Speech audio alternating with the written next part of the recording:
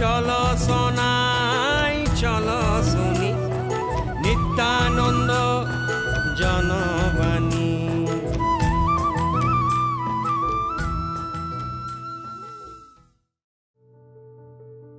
নমস্কার বন্ধুরা, আপনারা শুনছেন নিত্যানন্দ জনবাণী।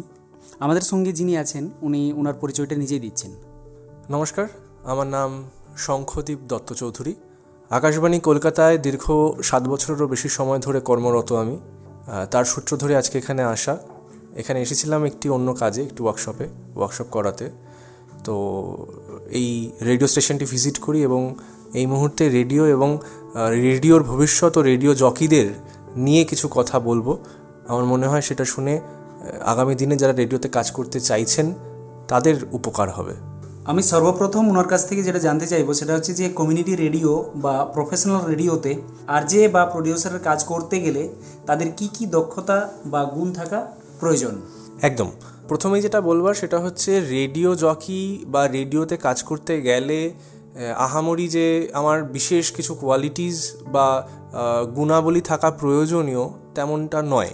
যে জিনিসগুলো খুব প্রয়োজন তার মধ্যে একটা হচ্ছে অতি অবশ্যই, যেহেতু কথা বলা সংক্রান্ত কাজ, আমাকে স্পষ্ট উচ্চারণ করতে হবে।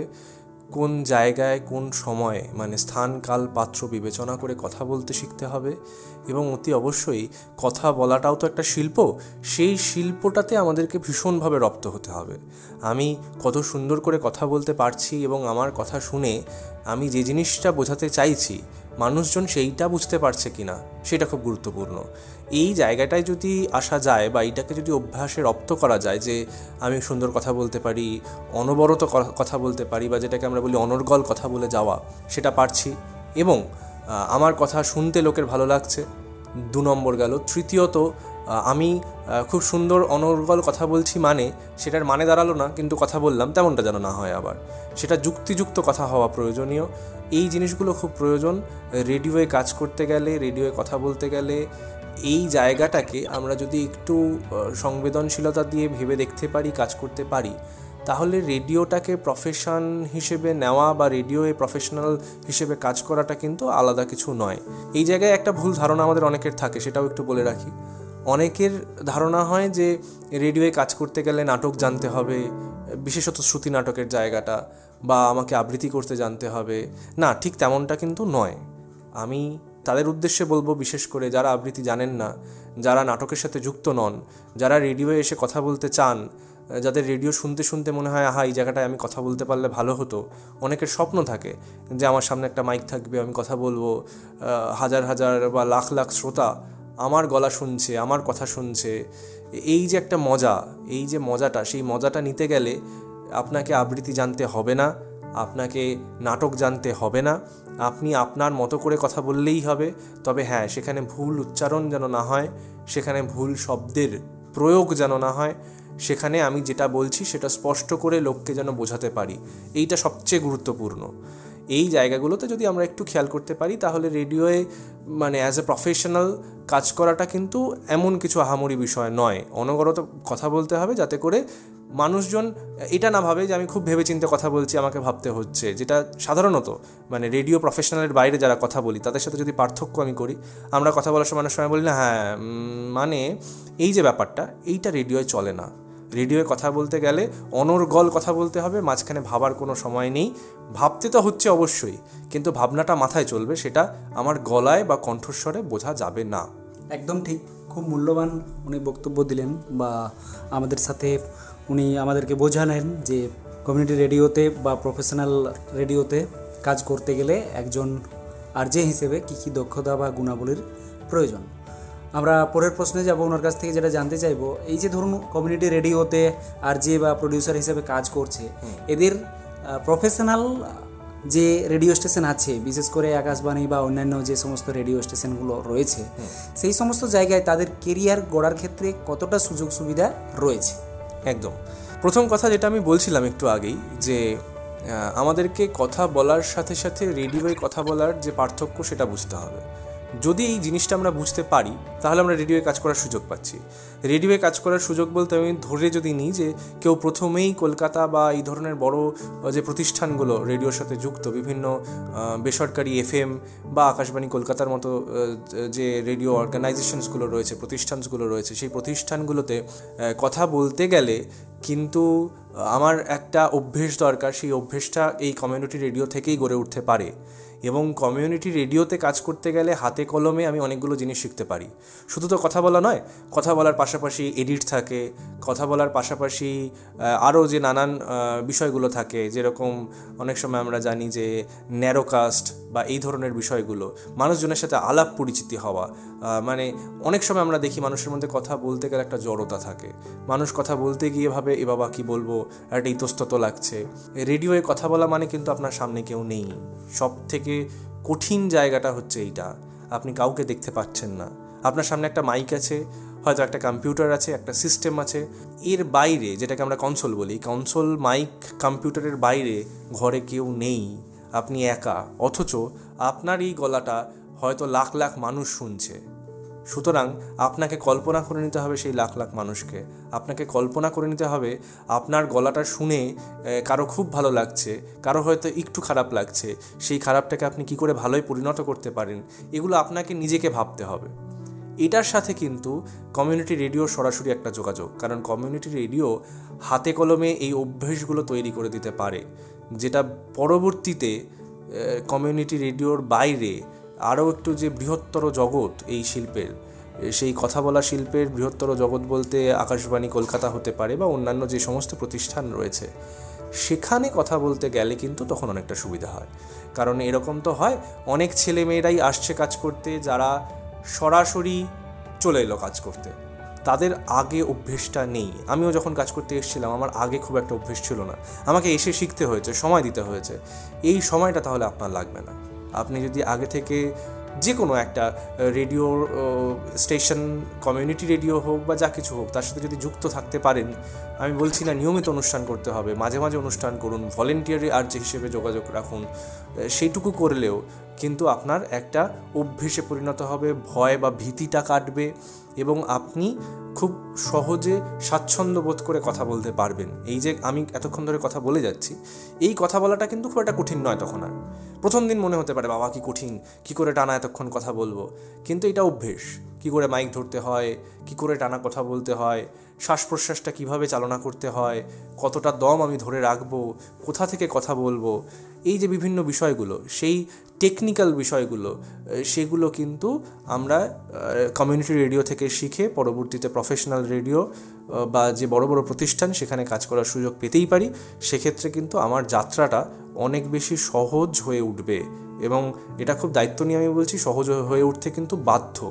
অনেকের এটা মনে হতে পারে যে কমিউনিটি রেডিও বা এরকম একটা আঞ্চলিক জায়গা, সেখানে রেডিও একটা অনুষ্ঠান করা, কটা লোকই বা শুনছে, না, এইটা ভাবলে হবে না। কটা লোকই বা শুনছে সেইটা আমার গুরুত্ব নয়, আমার গুরুত্বটা হচ্ছে কটা লোক শুনছে। সেই কটা লোকের মধ্যেও একজন থাকতে পারে যার হয়তো আমার গলাটা ভালো লাগছে, যার আমাকে শুনতে পছন্দ হচ্ছে, সেই হয়তো আমার জন্য একটা দরজা হয়ে দাঁড়াতে পারে, একটা জানলা হয়ে দাঁড়াতে পারে, যে জানলাটা খুললে আমি সেই বৃহত্তর আকাশে গিয়ে পৌঁছতে পারি। যে আকাশটা ছুঁয়ে দেখার বা চোখে দেখার স্বপ্নটা আমরা প্রত্যেকে দেখছি। সুতরাং কমিউনিটি রেডিও, আঞ্চলিক রেডিও মানেই সেটাকে অবজ্ঞা করা, মানেই সেখান থেকে কিছু হবে না, এই ধ্যান ধারণা থেকে আমাদেরকে বেরোতে হবে। আমরা বেরোলে আমাদের জন্য বৃহত্তর জগৎ অপেক্ষা করে রয়েছে, কিন্তু তার জন্য পরিশ্রম করতে হবে। একদিনেই তো সবটা হবে না। অনেকে ভাবেন একদিন এলাম, এক মাস এলাম, কই কিছু তো হলো না। না, এত সহজও নয় বিষয়টা। প্রতিযোগিতার বাজার, প্রতিযোগিতা নানান রকমের। আপনাকে এই একটা আঞ্চলিক জায়গা থেকে উঠে এসে কলকাতায় বা প্রাতিষ্ঠানিক যে শিল্প, সেই রেডিও শিল্পের সাথে যখনই আপনি লড়াইয়ে বা প্রতিযোগিতায় নামলেন, তখন কিন্তু আপনার প্রতিযোগিতা অনেকটা কঠিন হয়ে গেল। সেই কঠিন প্রতিযোগিতার সম্মুখীন হয়ে সেখান থেকে লড়াই করে জিতে নেওয়া, নিজের জায়গাটা বুঝে নেওয়া, তার জন্য তো সময় একটু দিতেই হবে। কথায় বলে না যে বাড়ি বানাতে সময় লাগে না, বাড়ি একদিনে বানানো যায়, কিন্তু অট্টালিকা বা প্রাসাদ বানাতে গেলে অনেকটা সময় দিতে হয়। আপনি তো সেটা স্বপ্ন দেখছেন, সুতরাং সময় তো একটু ব্যয় করতেই হবে। খুব সুন্দর। আমার পরবর্তী যে প্রশ্ন, সেখানে আমরা যাচ্ছি, বর্তমান দিনে রেডিও ধরুন খুব ব্যাকডেটেড, মানে এখন গ্রামে গঞ্জে আমরা ঘোরাফেরা করছি, প্রায় বাড়িতেই দেখছি যে মানে রেডিও নেই। তো সেই জায়গায় দাঁড়িয়ে এই যে রেডিও, এই রেডিওর ভবিষ্যৎ কী, এটা আপনি কি মনে করেন? প্রথমত ভবিষ্যৎ সব কিছুর আছে, আমরা কোনটাকে কতটা নিয়ে চলতে পারছি সেটা একটা বিষয়। অতি অবশ্যই এটা ঠিক, বর্তমানে রেডিও শোনার চল মানুষের মধ্যে কমেছে, কিন্তু তার মানে এটা নয় যে রেডিওটা একেবারে বন্ধ হয়ে গেছে। বড় বড় প্রতিষ্ঠান চলছে, আমাদের আকাশবাণী কলকাতার মতো প্রতিষ্ঠান নিয়মিত অনুষ্ঠান করে চলেছে, সকাল থেকে রাত অবধি অনুষ্ঠান চলছে, সারাদিন নানান রকম অনুষ্ঠান চলছে। যে অনুষ্ঠানগুলো আজ থেকে 20-30 বছর আগে ভীষণ জনপ্রিয় ছিল, সেই অনুষ্ঠানও এখনও চলছে।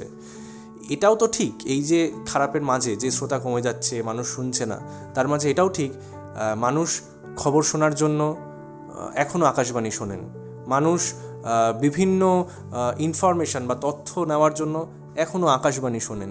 আমি শুধু আকাশবাণী দিয়েই বলছি না, অন্যান্য যে সমস্ত ইনস্টিটিউটগুলো রয়েছে, যে প্রতিষ্ঠানগুলো রয়েছে, যারা নিয়মিত কাজ করে যাচ্ছে, বলা যেতে পারে যারা দাপিয়ে কাজ করছে এই মুহূর্তে গোটা রাজ্য জুড়ে বা দেশ জুড়ে, তারা কিন্তু এখনও চলছে, তারা তথ্য দিয়ে যাচ্ছে, তারা আমাদেরকে ক্রমাগত নানান রকমভাবে এন্টারটেনমেন্ট করছে। আমাদের কোথাও গিয়ে কোনো রকম খামতি কিন্তু তারা রাখছে না। এবার সমস্যাটা তো দুদিকেই, আমরা সেই আনন্দটা বা সেই এন্টারটেনমেন্টটা কতটা নিতে পারছি, এটা একটা বিষয়। সব জায়গায় কিন্তু এটার পরিবর্তন ঘটেনি, চাহিদাটা সব জায়গায় একরকম নয়। কোথাও যেমন মানুষ শুনছে না, আবার কোথাও মানুষই শুনছে, এইটাও একটা বড় বিষয়। আজকে যদি আমরা একটু প্রত্যন্ত গ্রামের দিকে যাই বা একটু শহরতলির বাইরে, আমি গ্রাম ছেড়েই দিলাম, শহরতলির বাইরের দিকে গেলে যেখানে অ্যামিউজমেন্ট বা এন্টারটেনমেন্টের জায়গাটা কম, যেখানে মানুষ এখনও সরাসরি ইন্টারনেট খুলে একটা রিলস দেখতে পারছেন না, যেখানে তাদের জীবনটা এখনও 30 সেকেন্ড বা 1 মিনিটে বন্দী হয়নি, তারা কিন্তু রাত জেগে থাকছেন রেডিওর অনুষ্ঠান শুনবেন বলে, তারা জেগে থাকছেন কৃষিকথা বা এই ধরনের অনুষ্ঠান শুনবেন বলে, তারা সেখান থেকে জ্ঞান আহরণ করছেন, সেখান থেকে জেনে নিচ্ছেন তিনি যে কাজ, যে শিল্পের সাথে যুক্ত, সেই শিল্পটাকে আরও একটু ভালো কী করে করা যায়। সুতরাং একেবারে যে রেডিও শুনছেন না মানুষজন তা নয়, রেডিও শুনছেন। আমাদেরকে সবসময় তো বলা হয় না একটা কথা ইংরেজিতে, বি পজিটিভ। তো এই পজিটিভ হিসেবে যদি আমরা ভাবি তাহলেই মনে হবে রেডিও শুনছেন মানুষজন। শুনছেন বলেই আমরা যখন অনুষ্ঠান করি আকাশবাণী কলকাতায়, আমরা নিয়মিত অনুষ্ঠানে দেখি প্রচুর মানুষজন তারা আমাদেরকে ফোন করেন লাইভ স্টুডিওতে, তারা মেল পাঠান, তারা আমাদের যে সোশ্যাল মিডিয়া বিভিন্ন পেজ রয়েছে, ফেসবুক পেজ আকাশবাণী কলকাতা, যুববাণী কলকাতা, এই ধরনের ফেসবুক পেজগুলোতে তারা নিয়মিত যোগাযোগ করছেন।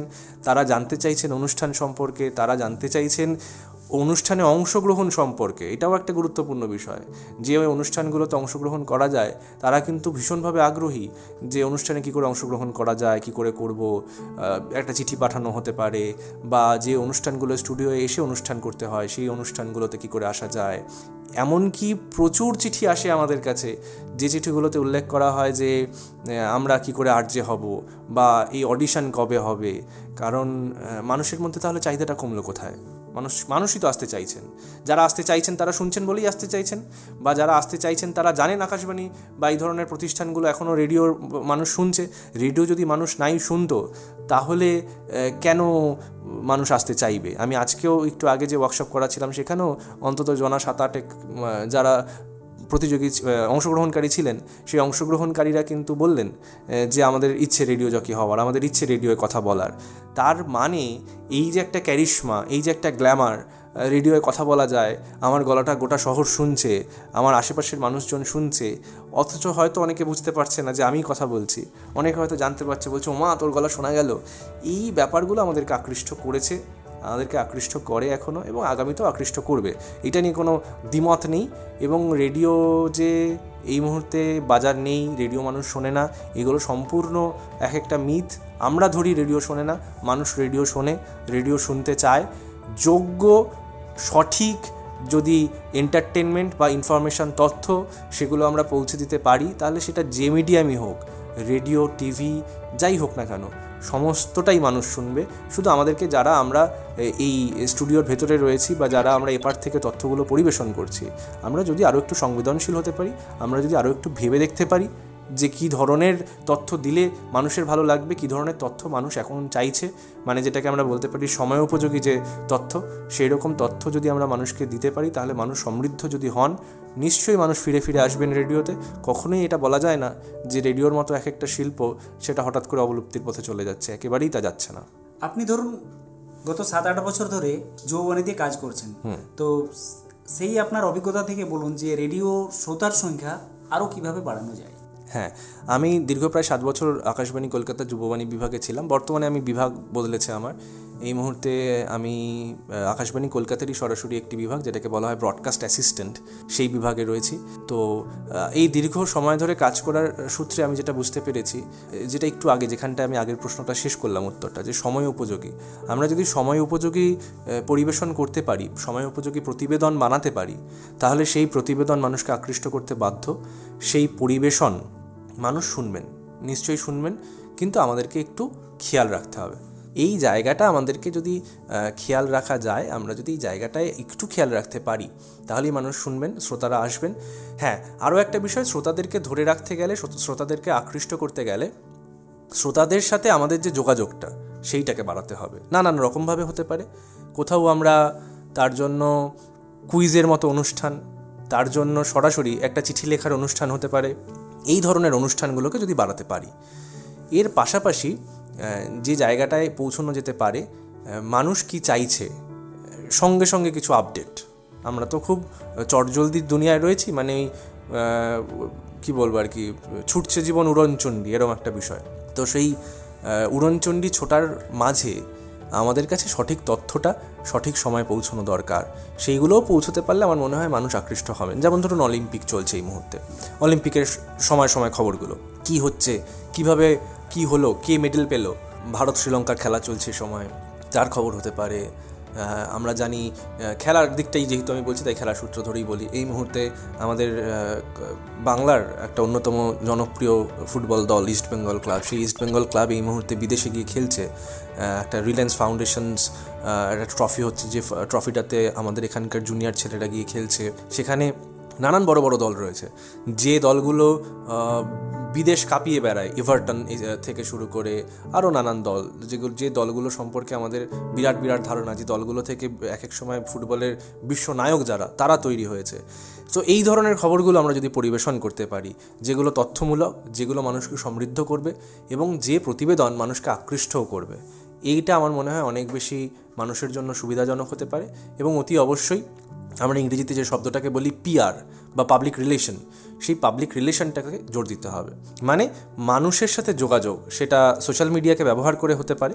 এই মুহূর্তে সোশ্যাল মিডিয়া একটা মারাত্মক হাতিয়ার, বড় বড় আন্দোলন হচ্ছে আমরা দেখতে পাচ্ছি সোশ্যাল মিডিয়াকে হাতিয়ার করে। সুতরাং সোশ্যাল মিডিয়াকে গুরুত্ব দিতেই হবে, না দেওয়ার কিছু নেই। অনেকে ভাবেন এখনও যে না, এটা খুব খারাপ জিনিস, না, তেমনটা নয়।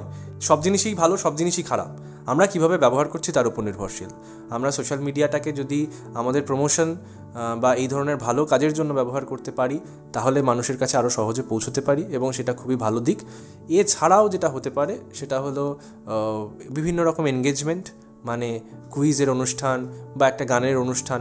যেহেতু এখানে আমি দেখছিলাম সাঁওতাল, এদেরকে নিয়ে বেশি অনুষ্ঠান হচ্ছে, এই সাঁওতাল বা সাঁওতালি ভাষায় যে অনুষ্ঠান, সেই রকম গানের অনুষ্ঠান হোক একটা, মাসে একজনকে আমরা উইনার বা বিজেতা হিসেবে ঘোষণা করি। এই বিষয়গুলোতে যদি আমরা জোর দিতে পারি, এরকম নানান বিষয় আর কি, কুইজ, গানের অনুষ্ঠান, একটা লেখার কম্পিটিশান হতে পারে, বা বিভিন্ন সময় যে জিনিস, পুজোর, ধরুন দুর্গা পুজো আসছে বা এই ধরনের পুজোর একটা কোনো ফেস্টিভ, সেই ফেস্টিভ্যালের সময় সেই যে অঞ্চলে যে ক্লাবে হচ্ছে অনুষ্ঠানটা, সেই ক্লাবেরই একজন সদস্যকে খুঁজে বার করা হোক, যে সেই ক্লাবের আরও 10টা কর্মকর্তা, সেখানকার যারা দর্শক, তাদের সাথে কথা বলে একটা সুন্দর বাইট জোগাড় করে নিয়ে চলে আসবে।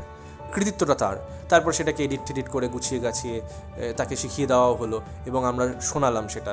তার গলা শোনা গেল বলে সে আরও 10 জনকে বলল যে আমার গলা শোনা যাবে। সেইটাতেও একটা প্রচার যেরকম হয়, পাশাপাশি প্রসারটাও হয়। এই প্রসার এবং প্রচার দুটোই তো আমাদের প্রয়োজন। এই প্রচার আর প্রসারটাকে যদি আমরা একসারিতে নিয়ে এসে দাঁড় করাতে পারি, তাহলেই বিষয়টা মানে একটা চমৎকার কিছু ঘটে যেতে পারে। একেবারে অনুষ্ঠানের শেষে আমরা চলে এসেছি। আপনার কাছ থেকে জাস্ট আরেকটা আমি কোয়েশ্চেন জানতে চাইছি, সেটা হচ্ছে যে এই যে আপনার অভিজ্ঞতা, এই অভিজ্ঞতায় আপনার কোনো সেই ধরনের অনুষ্ঠানের মুহূর্ত বলুন যেটা আমাদের শ্রোতা বন্ধুদের অনেক প্রভাবিত করবে। প্রথম যখন রেডিওয়ে কাজ করা শুরু করি তখন আমিও আর 5 জনের মতো একেবারে কোনো কিছু না জানা অবস্থাতেই গেছিলাম। ধীরে ধীরে শিখেছি কেমন করে কথা বলতে হয়, কেমন করে কথা বললে মানুষের শুনতে ভালো লাগে, এডিট করা, সময় ধরে কথা বলা, যে এই সময়টুকু কথা বলতে হবে, কখনো সেটা খুব কম সময়, কখনো সেটা অনেকটা সময়, সেই সময়গুলোকে হ্যান্ডেল করা, কেমন করে কথা বললে সেই সময়গুলোকে পেরিয়ে যাওয়া যায়। প্রচুর প্রচুর ভালো মুহূর্ত রয়েছে। তার মাঝে যদি এই মুহূর্তে একটা বলতে বলা হয়, আমি যখন যুববাণী শুরু করেছিলাম মূলত সাহিত্যের দিকটা এবং খেলাধুলার দিকটায় বেশি অনুষ্ঠান করতাম। তারপরে সব বিষয়ই করেছি বিগত 7 বছরে। তো খেলাধুলার বিষয় বলি, 2018 সালে যখন ফিফা ওয়ার্ল্ড কাপ হচ্ছে, ফুটবল বিশ্বকাপ, সেই ফুটবল বিশ্বকাপের সময় আমার একটা দারুণ কাজ করার সুযোগ হয়। আমি ফুটবলের সে বছরে 2018 সালের সেমিফাইনালের যে প্রেডিকশান বা কারা কারা সেমিফাইনালিস্ট হতে পারে সেইটা জানার জন্য বেশ কিছু মানুষজনের ইন্টারভিউ করি, কথা বলি তাদের সাথে।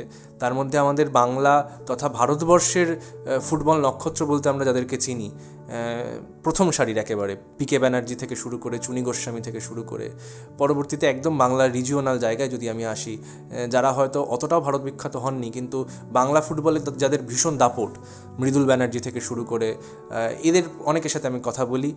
এবং আন্তর্জাতিক স্তরে যদি যাই, আন্তর্জাতিক স্তরে গিয়ে সেই সময় সেই ফুটবল প্রেডিকশানে আমার একটা বাইট যায়। সেই বাইটের সাথে যাদের বাইট গেছিলো সেটা আজও আমার কাছে স্বপ্নের মতো। আমরা ফুটবলের যদি রাজা রাজপুত্র বলি, একদিকে ব্রাজিলের পেলে এবং অন্যদিকে আর্জেন্টিনার মারাদোনা, এই দুজনের ইন্টারভিউ হয়েছিল সেখানে ব্রাজিলের পেলে ছিলেন, সেখানে আর্জেন্টিনার মারাদোনা ছিলেন, সেখানে ইংল্যান্ডের থিওরি অরি বলে একজন প্লেয়ার ছিলেন। এটা আমার কাছে একটা আলাদা মাইল ফলক আন্তর্জাতিক স্তরে। ভারতবর্ষের খ্যাতনামা নানান ব্যক্তিত্ব বিভিন্ন বিষয়, সেটা খেলা থেকে শুরু করে সিনেমা, গানের জগৎ, অনেকের সাথে অনেক কাজ করার সুযোগ হয়েছে বহুবার।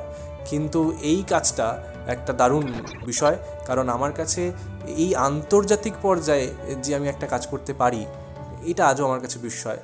এছাড়াও নানান ভালো মুহূর্ত আমাকে আকাশবাণী কলকাতা ফিরিয়ে ফিরিয়ে দিয়েছে। আমি বারবার কৃতজ্ঞ তাদের কাছে, এবং অতি অবশ্যই যাদের কাছে সবচাইতে বেশি কৃতজ্ঞ তারা হলো আমার শ্রোতারা, যারা শুনেছেন, যারা ভালোবেসেছেন, আজও ভালোবাসেন।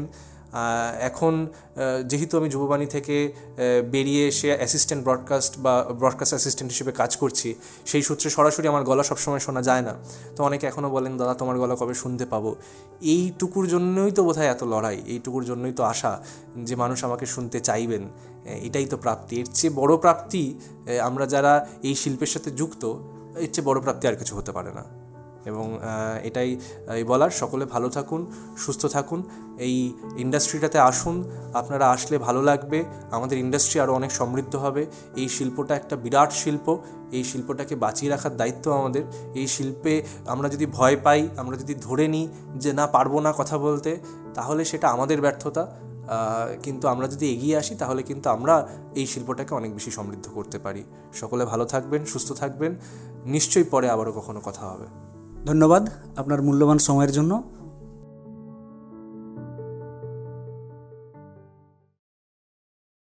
চলো শোনাই, চলো শুনি নিত্যানন্দ জন